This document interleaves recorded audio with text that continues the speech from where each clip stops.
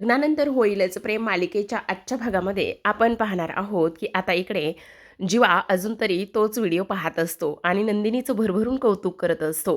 काय वाटते राव, नंदिनी बोलताना खरंच एक नंबर अशी फायर ब्रिगेडसारखीच धाड धाड धाड धाड तुटून पडते आणि बोलते. बाप रे बाप. त्यावर काव्या म्हणत असते, हो हो, ते मला माहिती आहे, माझी नंदिनी ताई आहेच फायर ब्रिगेडसारखी. तुला सांगू का जीवा, नंदिनी ताईला मला जर कोणी काही बोललं, कोणी काही ओरडलं ना, तर तिला अजिबात सहन होत नाही. त्यावर लगेचच जीवा म्हणत असतो, अगं काव्या, तुला सांगू का, माझा दादा पण काही कमी नाही आहे. जेव्हा मी शाळेत असायचो, मला जर कोणी काही बोललं तर हा पट्ट्या मात्र लगेचच त्यांना मारायचा, झोड झोड झोडायचा.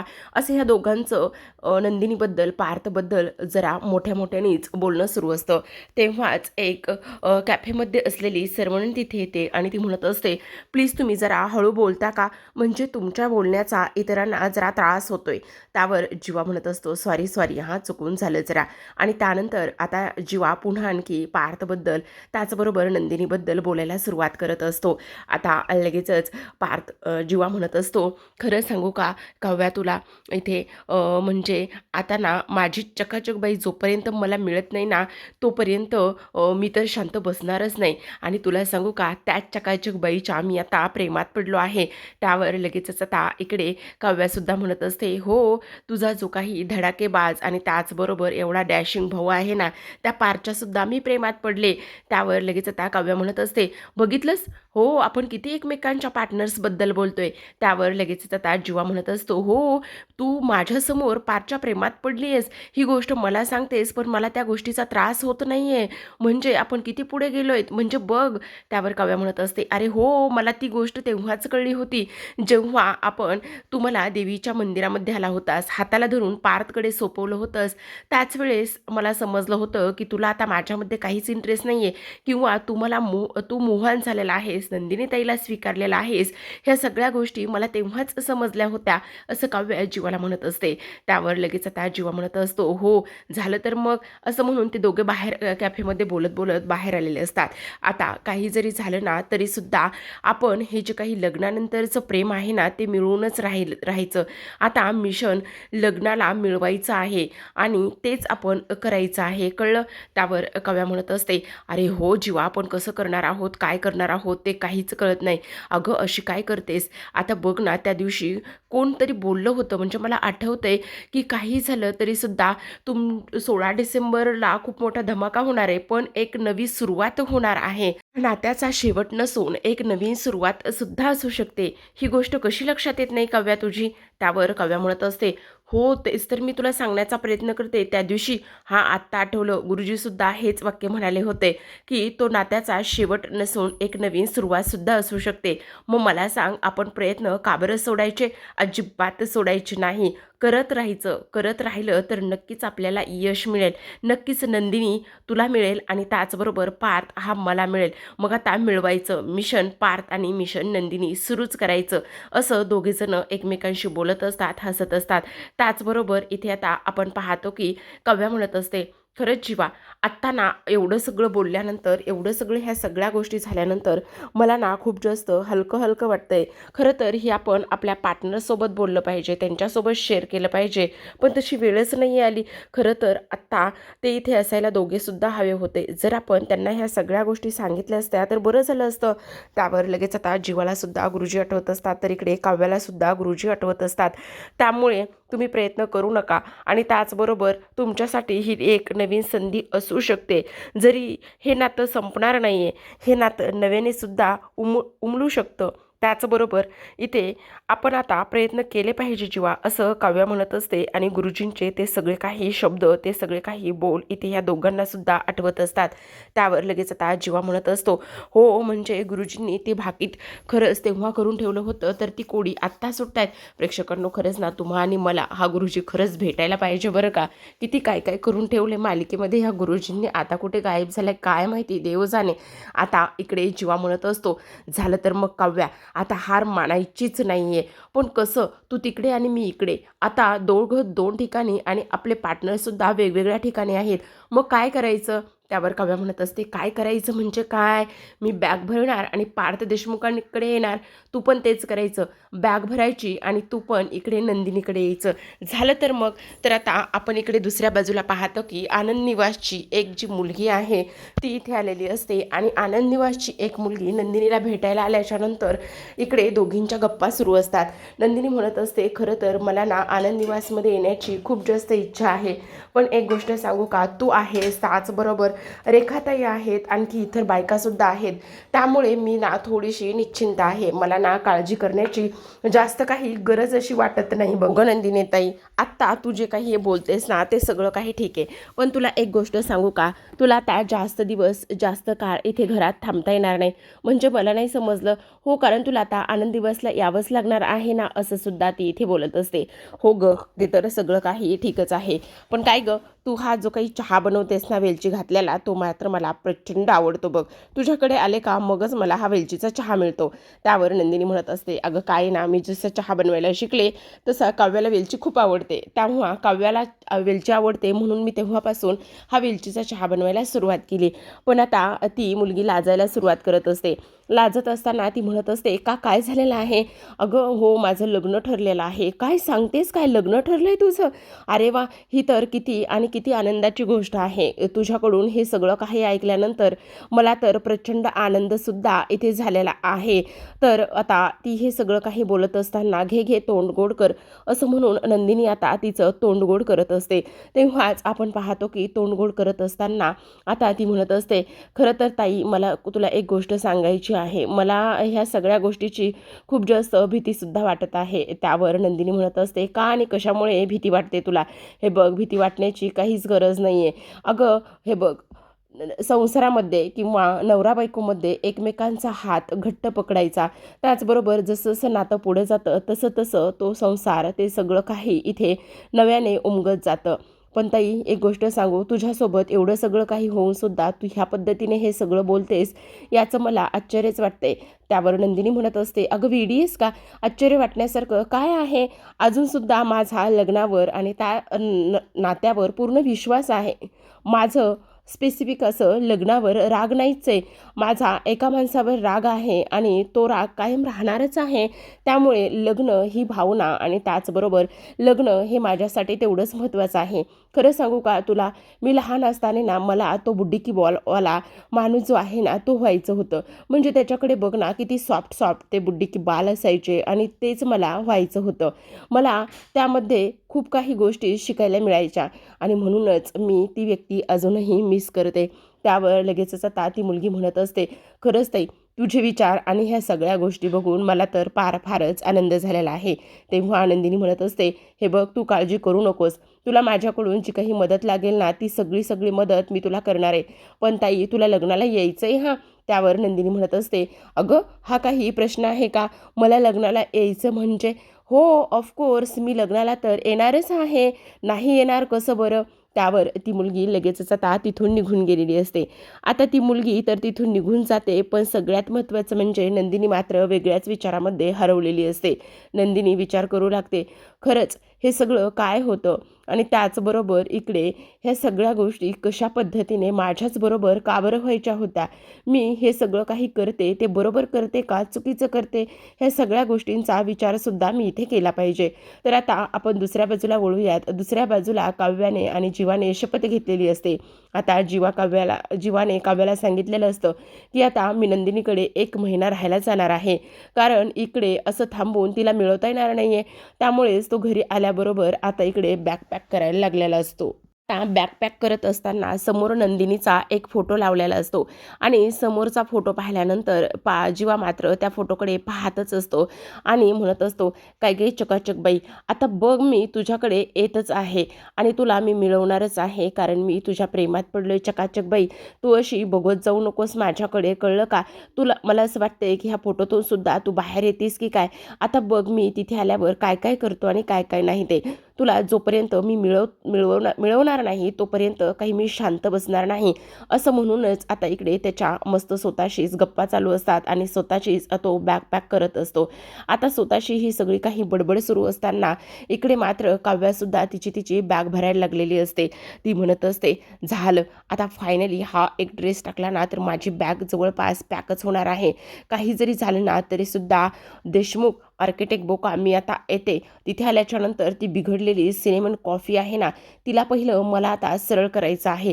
तिचा माज मला इथे उतरवायचा आहे, कारण ती खूपच जास्त नखरे करते ना, असं इकडे ती बोलत असते आणि बॅग भरत असते. तर इकडे पुन्हा जीवा नंदिनीच्या फोटोसमोर जातो आणि म्हणत असतो, चकाचक बाई तू अजिबात काळजी करू नको. आता तिथे आल्यानंतर मी तुला खूप मोठं सरप्राईज देणार आहे आणि खरं तर इथे तू जेव्हा परत येशील ना तेव्हा ही रूम तुला अशीच दिसणार आहे. तेवढ्यातच मानिनी आणि त्याचबरोबर आशा ह्या दोघीजणी सुद्धा दारावरती आलेल्या असतात. ह्या दोघी दारावर आल्यानंतर आता हसत असतात. तेवढ्यातच जीवाचं लक्ष त्या दोघींकडे जातं आणि जीवाचं लक्ष त्या दोघींकडे गेल्यानंतर त्या हसत असतात. तेवढ्यातच आता इकडे जीवा म्हणत असतो, मी एक गोष्ट सांगतोय हा आशाताई तुम्हाला, माझ्या ह्या रूममधल्या ज्या काही वस्तू आहेत, ज्या काही पसारा आहेत, जो काही कपाटामधला परफ्यूम आहे, नंदिनीच्या वस्तू आहेत बाहेर, त्या वस्तूला एकही हात लावायचा नाही. ती वस्तू इथून तिथे एकाही ठिकाणी ठेवायची नाही. काही जरी झालं तरीसुद्धा समजलं तुम्हाला, अजिबात नाही. आणि त्यावर लगेच आता मानिनी म्हणत असते, न चालेल ना चालेल, कोणीही काही हात लावणार नाही बाबा. हो आई मी तुला तेच सांगण्याचा प्रयत्न करतोय. आता मी नंदिनीकडे जाणार आहे 1 महिन्यासाठी. पण जेव्हा तू का जाणार आहेस 1 महिन्यासाठी नंदिनीकडे ते काही कळलं नाही बघा मला. तेवढ्यातच आता इकडे तो म्हणत असतो, का जाणार आहे म्हणजे? जाणार आहे मी, मला नंदिनीला मिळवायचं आहे. नंदिनी फक्त आणि फक्त माझीच आहे आणि मी तिला घेऊन येणारच आहे. पण आशाताई सांगितलेल्या गोष्टी लक्षात ठेवायच्या हां. हा जो काही रोल आहे ना, हा रोल आमच्यामध्ये असतो आणि त्याला तुम्ही अजिबात हात लावायचा नाही. समजलं तुम्हाला? आणि उगाचच परत म्हणाल की सांगितलं नाही, हे केलं नाही, ते केलं नाही म्हणून. अजिबात त्या रोलला हात लावायचा नाही. पण हा रोल आहे तरी कसला असं ती विचारत असते. त्यावर लगेच आता इकडे तो म्हणत असतो, हे ना हा रोल कसला आहे, काय आहे हे मी तुम्हाला सांगायची गरज नाही आहे. हे सगळं ना इथे माझ्या आईला व्यवस्थित आणि चांगल्या पद्धतीने माहिती आहे, असं सुद्धा आता इकडे तो बोलत असतो. त्याचबरोबर आता तो ठरवतो की आई हे बघ, आता मी नंदिनीकडे जातोय, पण नंदिनीला मी जोपर्यंत मिळवत नाही, जोपर्यंत नंदिनी मला माफ करत नाही तोपर्यंत मी परत येणारच नाही. त्यावर आता इकडे मानिनी म्हणत असते, जीवा हे सगळं काही खरं आहे, पण तुला एक गोष्ट सांगू का, हा जो काही विषय आहे ना हा खूप नाजूक आहे आणि पण मला पूर्ण खात्री आहे की तू काही जरी झालं ना तरीसुद्धा हे सगळ्या गोष्टी व्यवस्थितच करशील. वर लगेच आता जीवा म्हणत असतो, हो गा माझी आई, हो गं म्हातारे, तू अजिबात काळजी करू नको, सगळं तू म्हणशील आणि तुला हवं त्याच पद्धतीने सगळं काही होणार आहे. हे सुद्धा आता इथे जीवा जो आहे तो इकडे मानिनीला सांगत असतो आणि त्याचबरोबर मानिनीसुद्धा त्याला भरभरून असे आशीर्वाद देत असते. तर आता प्रेक्षकांनो इकडे आपण दुसऱ्या बाजूला पाहतो, काव्याने छान अशी बॅग पॅक करतच आणलेली असते. मस्त गप्पा रंगत रंगत तिची बॅकपॅक सुरू असते. इकडे जीवा पूर्ण तयारीनिशी झालेला असतो, तर तिकडे दुसऱ्या बाजूला आपली काव्यासुद्धा छान अशी तयार होते. आता तेवढ्यातच तिथे नंदिनी आलेली असते. ज्या नंदिनीला इथे आता पार्थने पुस्तकं आणि बऱ्याच काही गोष्टी काव्याच्या दिलेल्या असतात, ते सगळं घेऊन ती काव्याच्या खोलीत येते. आता काव्याच्या खोलीत आल्याबरोबर पाहते तर काय, काव्या बॅग भरते. त्यावर नंदिनी म्हणत असते, काय गं काव्या कुठे निघालीस तू, कुठे बाहेर चालली आहेस का? म्हणजे काय झालेलं काय आहे तुला? आणि त्याचबरोबर इकडे काय काय चाललंय काय? अगं नंदिनीताई, हो मी मी तुला सांगणारच होते, सॉरी, पण मी माझ्या बोक्याकडे चालले. मला माझ्या बोक्याकडे जाऊन माझ्या बोक्याला मला मिळवायचं आहे. काय सांगतेस काय? म्हणजे तू आपल्या आपल्या हां म्हणजे हो आपल्याच घरी चाललेले आहे. हो नंदिनीताई आपल्याच घरी चाललेले आहे मी, कारण मला ना माझ्या बोक्याकडे जायचं आहे आणि मला माझ्या बोक्याला मिळवायचं सुद्धा आहे, असं सुद्धा आता इकडे ती बोलत असते. त्याचबरोबर आपण पाहतो की इकडे हे सगळं काही बोलल्यानंतर आता नंदिनी खूपच जास्त काव्यासाठी आनंदात असते.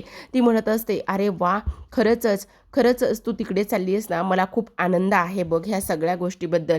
पण मला एक गोष्ट सांग, हे काय आहे? अगं हे पार्थने तुझे पुस्तकं दिले आहेत, हे कशाला दिलेत? मला तिकडेच जायचं होतं. खरं तर ते मलाच देऊ शकलेले असते, पण मी तिथे आले आणि त्यांच्यानी माझी चुकामुक झाली. त्यावर लगेच नंदिनी म्हणत असते, म्हणजे तुला कसं माहिती आम्ही कॅफे मिलनमध्ये जाणार होतो? त्यावर काव्या म्हणत असते, सॉरी हां ताई, त्याचं काय झालं माहिती आहे का, मी ना चुकून तुझं आणि त्याचबरोबर इथे पार्थचं बोलणं फोनवरचं चुकून चोरून ऐकलं होतं. म्हणून म्हणून मला तिथे यावं लागलं. बरं ते सगळं काही ठीक आहे, पण मला एक गोष्ट सांग काव्या, तू तिथे आलीस, पण जीवा तिथे कसे आले? जीवाला पण मी सांगितलं होतं. म्हणजे आम्हाला मी तुला एकदम जेन्युइनली सांगते ताई, हे बघ आम्हाला दोघांना सुद्धा आमच्या पार्टनर्सना भेटायचं होतं, म्हणून आम्ही हे सगळं काही केलं. आमचा या सगळ्या गोष्टीमध्ये काही दुसरा हेतू नव्हता. पण ताई प्लीज गं, तू बघितलंस ना, जेव्हा जीवा तुला भेटला आणि जीवा तुला भेटल्यानंतर त्याच्या चेहऱ्यावरचा तो आनंद आणि त्या सगळ्या गोष्टी किती काय काय होत्या, तू ते बघितलंस ना ताई. मग प्लीज गं, नको असं करूस. अगं त्यावर लगेच आता नंदिनी म्हणत असते, ते सगळं काही ठीक आहे, पण तुला एक गोष्ट सांगू का? तू पार्थकडे चाललीस, पार्थला मिळवायला चाललीस, त्यांचं प्रेम, त्या सगळ्या गोष्टी तू इथे मिळवायला चाललीस. ह्या सगळ्या गोष्टीमध्ये मला पूर्ण आनंदच आहे. मी तुझ्यासाठी खूप जास्त खुश आहे. ह्या सगळ्या गोष्टीमध्ये तुला यश मिळो हे तर मला अगदीच वाटत आहे. पण तुला एक गोष्ट सांगू का काव्या? सगळ्यात महत्त्वाची म्हणजे की आता हे बघ, सगळ्यात महत्त्वाचं म्हणजे की आता जे काही आपले जीवा आहेत ना, जीवामध्ये आणि माझ्यामध्ये काहीच होऊ शकत नाही. मी जीवाला कधीही माफ करू शकत नाही, हे सुद्धा तेवढंच जास्त महत्त्वाचं आहे, असं सुद्धा आता इकडे ती बोलत असते. हे सगळं काही बोलल्यानंतर काव्या म्हणत असते, ते तर सगळं काही होणारच आहे. Just wait and watch. तू अजिबात ह्या सगळ्या गोष्टीची काळजी करू नको, असं म्हणून आता लगेच काव्या नंदिनीच्या गालावर हात ठेवते आणि तिथून निघून जात असते. आता ती तिथून निघून गेल्यानंतर इकडे दुसऱ्या बाजूला आपण पाहतो की जीवाने त्याची पूर्ण बॅग पॅक केलेली असते आणि जीवाने त्याची बॅग पूर्ण पॅक केल्यानंतर तो खाली येतो. आता तो खाली आल्यानंतर त्याला खरं तर इथे आता जो काही पार्थ आहे त्याच्याशी बोलायचं असतं. आता पार्थकडे आल्यानंतर तो म्हणत असतो, दादा मला तुझ्याशी थोडंसं बोलायचं आहे. त्यावर लगेच आता पार्थ म्हणत असतो, बोल काय बोलायचं आहे? तेव्हा लगेच आता इकडे जो काही जीवा आहे तो म्हणत असतो, मी 1 महिन्यासाठी नंदिनीकडे जात आहे. काय? हो, मी 1 महिन्यासाठी नंदिनीकडे जात आहे, असं इकडे आता तो बोलत असतो. तेव्हा लगेच आता आपण पाहतो की पार्थ म्हणत असतो, पण का आणि कशासाठी? तेव्हा तो म्हणत असतो, 1 महिन्यामध्ये मी इथे नंदिनीला मिळवणारच आहे आणि मी त्यासाठीच जाणार आहे. त्यावर लगेच पार्थ म्हणत असतो, तुला असं वाटतं का की नंदिनी 1 महिन्यामध्ये मनवतील किंवा त्या तुला माफ करतील? त्यावर जीवा म्हणत असतो, असू देत ना. 1 महिन्यामध्ये त्यांनी मला नाही माफ केलं, नाही काही गोष्टी केल्या तरी चालेल. मला जेवढा वेळ लागेल तेवढ्या गोष्टी मी इथे करेल आणि काही जरी झालं तरीसुद्धा इथे मी त्यांना मिळवूनच राहणार आहे, असं सुद्धा आता इथे तो बोलत असतो. आता हे सगळं काही बोलल्यानंतर पार्थ म्हणत असतो, पण तुझ्या तिथे जाण्याने म्हणजे का त्याला काव्याला म्हणायचं असतं, म्हणजे काव्याला आणि तुला एकत्र पाहिल्यानंतर त्यांना त्रास होईल असं म्हणायचं असतं. त्यावर लगेचच आता जीवा म्हणत असतो, तू त्याची अजिबात काळजी करू नकोस. मी तिथं जाण्याने काव्याला किंवा नंदिनीला अजिबात त्रास होणार नाही. आम्ही दोघंही जण आता इथून पुढे अजिबात असे वागणार नाही आहोत की इथे काव्यामुळे आणि माझ्यामुळे तुम्हा दोघांना अजिबात त्रास होईल, असं आम्ही अजिबात दोघेही वागणार नाही आहोत, असं सुद्धा आता इथे तो बोलत असतो. त्यावर लगेचच आता पार्थ उठून उभा राहतो आणि खोलीमध्ये जायला लागतो. तेव्हा जीवा त्याचा हात हातामध्ये घेतो आणि म्हणत असतो, प्लीज बडे भैया, असं म्हणून त्याला तो मिठी मारतो. आता मिठी मारल्यानंतर लगेचच इकडे मात्र जो काही पार्थ आहे तो सुद्धा त्याला मिठीत घेतो आणि म्हणत असतो, बेस्ट ऑफ लक, असं म्हटल्यानंतर आपण पाहतो की इकडे जो काही जीवा आहे त्याला आनंद झालेला असतो. तर आता प्रेक्षकांनो, आजच्या भागामध्ये एवढंच. उद्याचा भाग पाहायचा असेल तर नक्की चॅनलला सबस्क्राईब करा, कारण उद्याच्या भागामध्ये खूपच धमाकेदार असा भाग होणार आहे.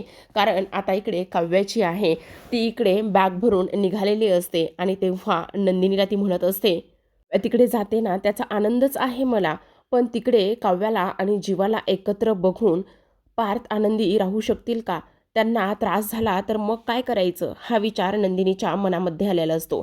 तर आत्ता आपण दुसऱ्या बाजूला पाहतो की इकडे पार्थ हा घरी असतो. दरवाजाची डोअरबेल वाजते आणि तेव्हा तो धावतच येऊन दरवाजा उघडतो. दरवाजा पार्थने उघडलेला असतो आणि समोर पाहतो तर त्याला धक्काच बसतो. कारण काव्यासमोर असते. काव्याच्या हातामध्ये बॅग असते आणि समोर काव्याला पाहिल्यानंतर तो एका मिनिटासाठी तिच्याकडे पाहतच राहतो.